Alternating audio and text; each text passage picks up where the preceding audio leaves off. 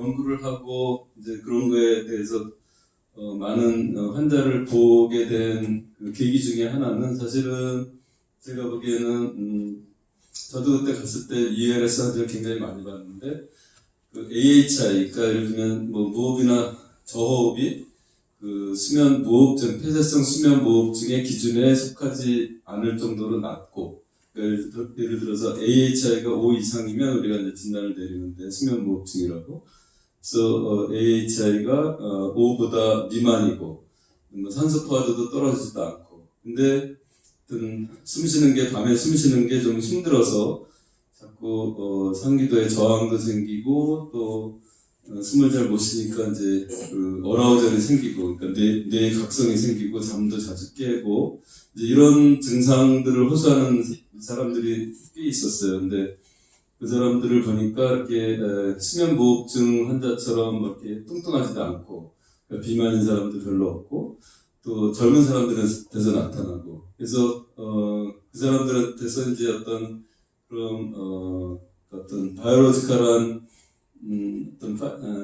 검사 결과라고 해야 될까요? 어떤 증거를 이제 찾아야 되는데, 실제로는 그래서 스탠포드에서 이소파지얼 프레셔 모니터링이라고 그래서 이소파그스 팁까지 가는 카테터를 집어넣어서 그 흉곽내 음압이 이렇게 증가되는 거를 그래서 수면 검사를 하면서 기록을 하게 됩니다. 그래서 흉곽내 음압이 계속 마이너스가 되다가 어느 순간에 이제 뇌가 깨고 각성이 되고 다시 또 흉곽내 음압이 정상화가 되고, 이런 것들이 밤에 계속 반복이 되면서 환자가 잠을 좀 잘 못 자게 하는 그런 그 상태를 어퍼 에어웨이 레지스턴스 신드롬이다 해가지고 이제 그 발표를 했죠. 근데 실제로 미국은 어떤 그 수면다운 검사에서 불면증은 수면다운 검사를 인정을 안 해줘요. 그러니까 예를 들면 뭐 보험에서 리임버스를 안 해준다. 그래서 불면증은 검사를 잘 안 하게 되고, 근데 실제로 AHI가 5 이상이면 수면무호흡증이라고 해서 이제 그 결과를 첨부해서 리임버스를 받는데, 실제 이런 환자들, 예를 들면 AHI도 뭐 5 미만이고 산소 포화도도 떨어지지 않고 정상이고, 이런 환자들에 대해서는 UARS라는 개념이 있기 전에는 실제로 리임버스를 받지 못한 거죠, 사실은. 근데 이제 그런 디스크라이브를 하고 증상이 있고 이런 그 흉곽내 음압이 점점 마이너스가 된다는 것을 그 케이스, 그러니까 이소파지얼 프레셔 모니터링을 통해서 이제 그 기록을 남기고 하니까, 그래서 디지즈 엔터티를 넣어서 사실은 이제 다 리임버스를 받게 되고,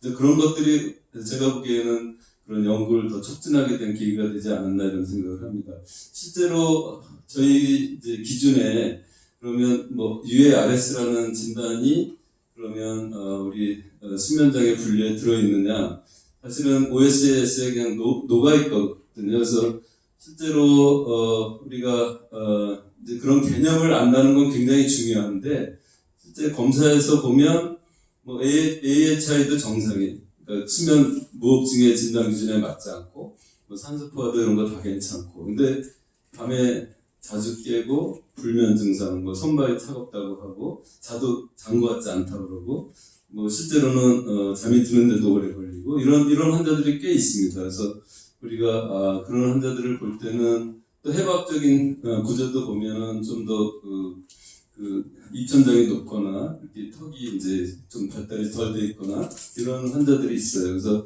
그런 그룹을 이제 수면제를 준다고 또 좋아지는 건 아닌 게, 수면 호흡에 문제가 있기 때문에 실제로 폐쇄성 수면 무호흡증 환자가 약으로 조절이 안 되듯이 이런 환자들도 약으로 조절은 안 되는 거죠. 그래서 그런 개념을 처음에 이제 세우신 게 있고, 수면을 하는 사람들은 이런 개념을 갖고 있다 그러면 환자를 이해하는 데 굉장히 도움이 많이 되는 그런 거죠. 빨리 해야 되는데 이게 시간이 제가 사진, 실제로는 이게 오늘 지금 이 세션이 제 지도교수이시기도 하고 하여튼 저희 한국 수면의 발전에 많은 도움을 주시기도 해서 저희가 지금 7년째 그 메모리얼 심포지움을 하고 있습니다. 그래서 제가 회장을 하고 나가면 이제 그 다음 회장님이 계속 하실지는 모르겠는데 김태형 교수님 하시겠죠?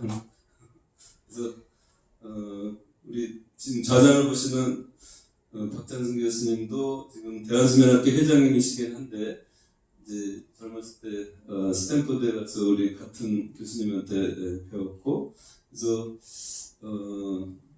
뭐 옛날에는 뭐 부모님이 돌아가시면 3년상을 했는데 우리 지금 7년째 메모리에 심포지엄 하니까 지금 효를 잘 하고 있는 게 아닌가.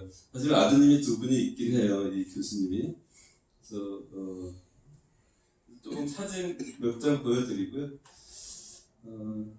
파리의 대학을 나오시고 젊었을 때 스탠포드를 가셨는데 거기서 워낙 뭐 연구도 많이 하시고 잘 하시니까 이제 스탠포드에 계속 계시면서 미국 수면학회를 처음으로 만드시고 수면학회지를 처음으로 만드시고 말씀으로는 독립기념일날 다른 사람들 다 노는데 와가지고 쥐실험을 하고 뭐 연구를 하고 했다고 그 옛날 얘기를 해주신 적이 있어요. 그리고 이제 저희가 이제 이렇게 많이 이렇게 기리고 이렇게 생각하는 이유 중에 하나는 전 세계에 수면하는 교수들의 51% 정도가 사실은 이분의 제자예요. 그래서 아주 많은 그러니까 뭐 심지어는 아프리카, 뭐 심지어는 뭐 어디 남미, 뭐 여기 조그만 나라 이게 아시아 쪽에서 한국 뭐 해서 수면을 하고자 하는 교수들이 오면 아주 정성껏 잘 가르쳐 주시고 그래서 마치 그냥 자기의 애제자처럼 이렇게 신경을 많이 써주셨기 때문에 가서 공부를 했던 사람들이 이제 굉장히 인상이 많이 남는 거죠. 그래서 우리나라도 제가 한 3번째로 갔다 왔는데 그 이후로도 한 거의 30명 정도가 가서 짧게는 뭐 한 달, 길게는 한 1년, 2년씩 연수를 갔다 왔습니다. 그럴 때마다 이제 우리 시지 교수님이 많이 챙겨주시고 가르쳐주시고 해서 이제 지금은 각 분야에서 엄청난 그런 역할들을 하고 있죠. 수면에 대한 유명한 교수가 되신 분도 있고 유명한 논문을 쓰시는 분들도 있고요. 그래서 사실은 이게 어떻게 해서 영정사진이 돼버리긴 했는데 2019년도에 전립선암이랑 폐렴으로 돌아가셔가지고 2019년 이게 미국 수면학회에서 이게 이제 공식적으로 그때 이제 릴리즈했던 사진이고요. 그래서 저는 뭐 그해 2019년도 3월 사실 7월에 돌아가셨는데 3월에 대만에서 있었던 학회에 같이 가서 학회에서 같이 발표도 하고 저녁 식사도 같이 했었던 게 기억이 나는데요. 그래서 전혀 되게 오래전이죠. 이게 90년이거든요. 아까 처음 자장하신 이정희 선생님이 젊었을 때 스탠포드 갔을 때 이게 알렉스 클락이라는 흑인인데 그 클리니컬 디렉터를 했던 분이고 세계학회 한국에서 했을 때 여기 이제 대만에서 2019년도 3월에 그러니까 돌아가신 건 7월인데 또 상태가 조금 안 좋으셨었는데 그때 와서 키노트 강의를 하셨는데 제가 바로 앞에 앉아가지고 혹시 쓰러지면 제가 응급을 어떻게 해야 될 것 같은 그런 느낌이 들어서 그 앞에 앉아서 강의를 들었던 기억이 납니다. 뭐 상태가 좋으셨을 때고 원래 스키도 어려서부터 타고 그래서 프랑스 분인데 뭐 이렇게 뭐 사이클 뭐 여러 가지 운동들을 많이 해서 건강하셨는데 하여튼 한국에 오시면은 그 필경제라는 그 한식집인데 그 수서성당 옆에 있는데 거기 올라가면 여기 이시 왕제 무덤 친척들 무덤이 있거든요. 그래서 여기 올라가는 걸 되게 좋아하셔서 이 사진도 찍고 성신여대 수면하는 심리팀하고 찍었고요. 이제 여기 필경제 중에 한 방이었는데 그 앞에서 찍었고 식사 여기는 박물관에서 찍었던 것 같아요. 국립박물관에서 돌아가셨을 때 저희가 사실 빈소를 저희가 마련했었습니다. 그래서 저희 병원에서 이제 세미나스를 하나 줘서 거의 한 달 동안 저희 조문을 받았고요. 우리 선생님들 2019년이니까 한 7년 전이네요. 이렇게 받았습니다. 그래서 이제 이런 제목으로 처음으로 이제 그 어퍼 에어웨이 레지스턴스 신드롬이라고 이제 1993년도에 그 논문을 내셨고, 여기 보면은 이제 아까 말씀드렸지만 이제 OSA R형이긴 한데 이게 AHI는 뭐 거의 정상이고, 그러니까 OSA 기준에 안 맞는 거죠. 정상에 이제 가까운 기준이고, 그다음에 이제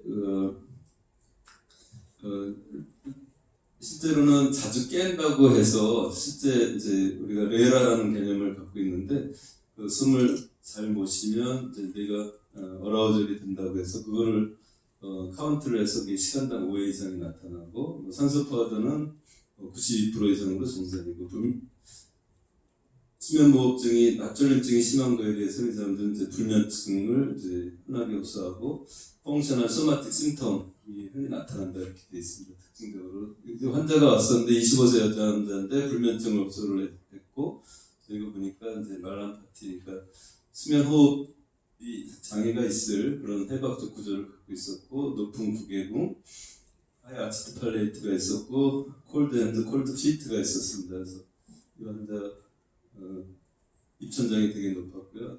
낮에 피로감, 비회복, 수면, 납졸림증, 불면 증상 자주 깨고, 말란파티 3, 4, 높은 부계궁, 손과 발이 차가운 이런 특징을 갖고 있는, 저희가 상기도 증후군이라고 해서 이제 수면 검사할 때 굉장히 프레그멘테이션이 심했고, 실제 AHI는 정상이었고, 산소파도 다 정상이었고, 스노링 타임도 거의 이제 근데 자주 깨는 넘버버의 근육이 되게 높은 상태를 보여줬고요. 어라우절이 계속 나타났고요. 사실은 이소파지얼 프레셔 모니터링을 해야 되는데 저희가 너무 인베이시브하고, 사실 스탠포드에서 주로 하지 다른 클리닉에서는 거의 잘 안 하죠. 하이퍼프니아 어라우절이 있었고, 그래서 이제 ICSD-3가 국제 수면장애 분류인데 실제로는 VARS를 독립된 그런 수면장애로 넣지 않고 OSA의 수면 무호흡증의 R형이다 이렇게 되어 있는데, AHI도 정상이고 산소 포화도도 정상이고, 그렇지만 어라우절이 있어서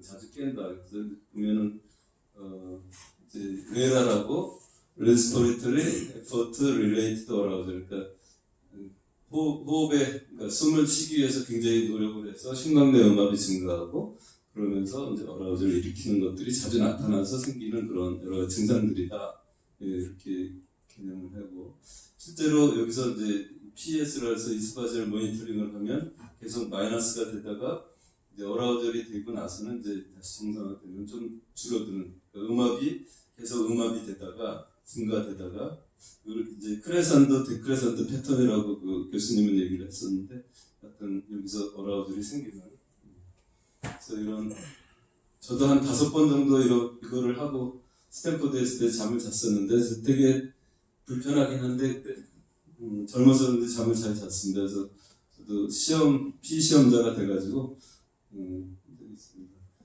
그래서 그때 한번 한국에 오셨을 때 저희 이제 제자들을 다 모아놓고 한번 강의 비슷한 걸 하셨었는데, 실제로 이제 이런 환자들에 대해서 조금 더 관심을 가지면 좀 더 빨리 진단을 내리고 좀 더 빨리 인터벤션을 해서 이게 어떤 후유증 같은 거를 훨씬 더 줄일 수가 있다. 그래서 이런 거에 대한 개념을 잘 갖는 게 중요하다 이런 얘기를 하셨고요. 사이클릭 얼터네이티브 패턴이라고 해서 수면이 불안정할 때 나타날 수 있는 그 수면의 이지 패턴이고요.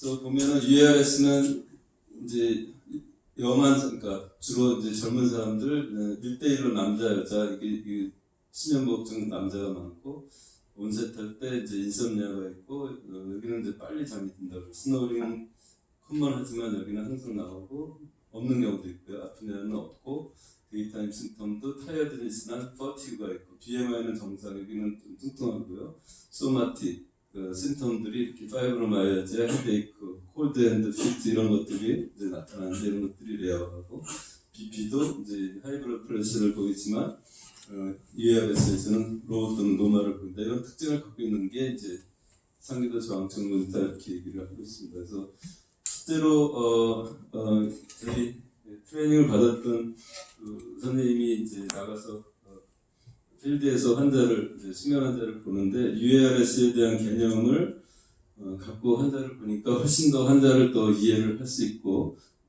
환자에 대해서 조금 더 도움을 줄 수 있다 이런 얘기를 하는 걸 들었습니다. 그래서 이거는 개념적으로 굉장히 중요한 개념이라고 생각하고 여러분들 알고 계시면 좋을 것 같습니다. 네, 여기서 마치겠습니다. 네, 감사합니다. 네, 좋은 발표 감사드립니다.